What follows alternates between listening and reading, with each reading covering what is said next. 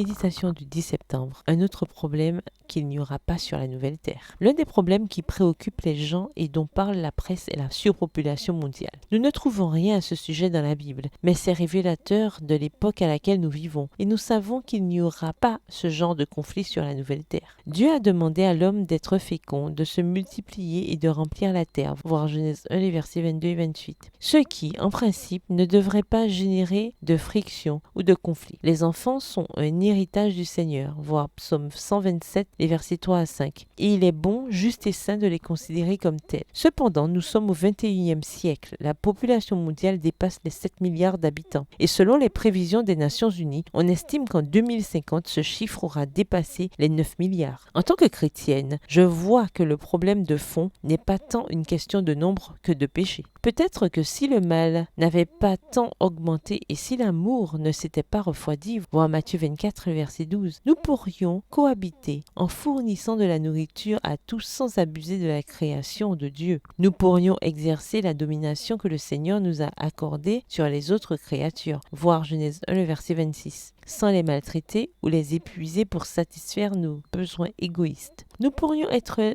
des administrateurs plus fidèles des ressources à notre disposition. Selon moi, la surpopulation est une preuve supplémentaire de la fin des temps dans laquelle nous vivons, où la dignité humaine n'est pas considérée comme une priorité et où l'amour de l'argent règne partout. Sans aucun doute, tout cela est une cause de souffrance pour beaucoup. Chômage, inégalité sociale. C'est pourquoi nous aspirons à une nouvelle terre où ces conflits n'existeront pas. Et la nouvelle Jérusalem sera ainsi. Il y aura de la place pour tout le monde. Personne ne vivra entassé. L'espace sera plus que suffisant et la répartition de la population sera parfaite. C'est un autre aspect de nos incertitudes que le Seigneur a pris en considération. Aucun détail ne lui échappe. Un professeur athée, se moquant des croyances d'une de ses élèves, lui a dit « Si tu parviens au paradis, assure-toi qu'on te donne un petit coin, aussi petit soit-il. Eh bien, cela me suffit, parce que le concept de petit coin sera différent dans le ciel. La présence de Dieu est ce qui est important. » Verset du jour, ce qui existait avant a disparu. Apocalypse 21, le verset 4 dans la version second 21. Bonne journée, que l'Éternel vous bénisse.